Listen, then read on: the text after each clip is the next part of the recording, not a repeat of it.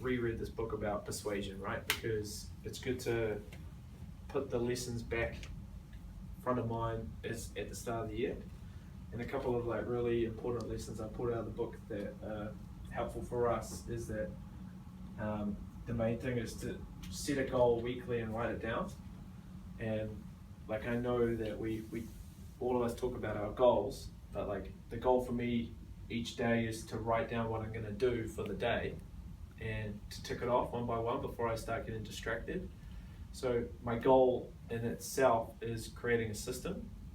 So every day, usually I'm writing down something like 10 calls before lunch, finish X, Y, Z, and then throughout the day, like I'm just crossing them off in my book. So I hope that you guys are all doing something similar, you're just writing a quick list. And if you're just writing a list and ticking things off your list, then that's a good way to do it. Chuck does that pretty effectively. Over the course of our calls and our emails, we should always be assuming that we're just average.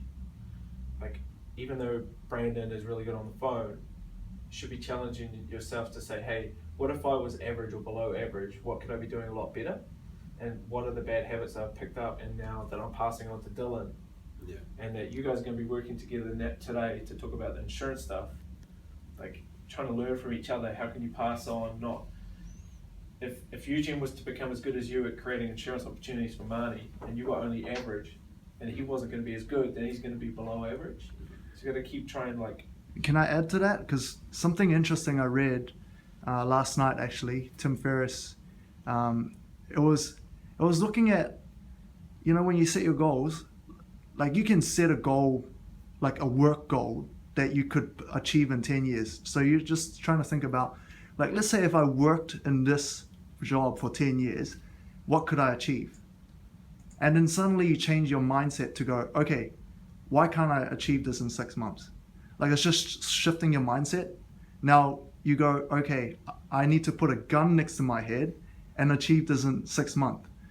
It's not saying that you should achieve it in 6 months, but how could you potentially achieve it in 6 months? It just shifts your mindset, and I think that's sort of relates to.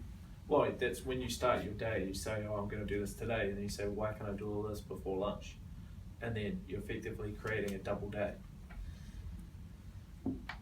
So one thing that I want us to start doing a little bit more of is trying to add credibility into what we're saying on the phone and into our email templates. One thing that we have over and above people that think they know what